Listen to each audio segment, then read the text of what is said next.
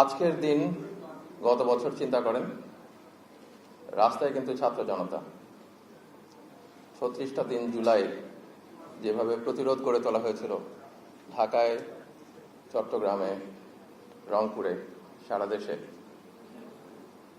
তার পুরো জিনিসটাই চিন্তা করেন জুলাইয়ের ৩৬-এ আমরা এটাকে আবার রিক্রিয়েট করতে পারি কিনা, আমরা আবার সেই জায়গার শপথের জায়গায় চলে যেতে পারি কিনা, সেই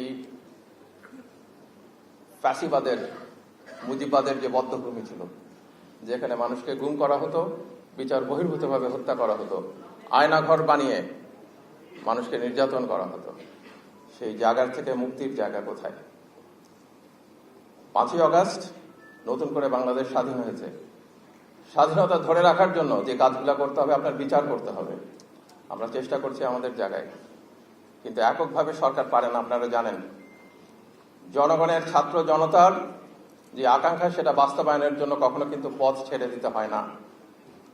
ফ্যাসিবাদ বারে বারে ফিরে আসার চেষ্টা করে, তাকে প্রতিহত করতে হয়, দমন করতে হয়। আমাদের যেন সেই চেষ্টাটা বহাল থাকে। বাংলাদেশের মানুষ অনেকবার রক্ত দিয়েছে, বাংলাদেশের মানুষ জেল, জুলুম, বিচারহীনতার শিকার হয়েছে। বাংলাদেশের নতুন যারা জন্ম নেবেন, নতুন যেই প্রজন্ম গড়ে উঠবে, তাদের যেন সেই অন্যায় ফেস করতে না হয়। আর সেটা যদি করতে হয়, আমাদের সবাইকে ঐক্যবদ্ধভাবে, সমস্ত জায়গায় মতের পার্থক্য থাকতে পারে, কিন্তু মূল একটা জায়গায় ঠিক থাকতে হবে যে আমরা অন্যায়কে মেনে নিব না, আমরা কখনই মানবাধিকার লঙ্ঘন ঘটতে দিব না, আমরা ফ্যাসিবাদের পুনরুত্থান যেন না হয় তা নিশ্চিত করব। বাংলাদেশ যেন ফ্যাসিবাদের যে কবর দিয়েছে, সেই কবরের থেকে যেন কখনো ফ্যাসিবাদ আর মাথা তুলতে না পারে, এটি আমাদের আকাঙ্ক্ষা হোক। আজকে আর বলার কিছু নাই। শহীদ পরিবারের যারা এসেছেন তাদের কথা শুনবেন, আমার বন্ধুদের কথা শুনবেন।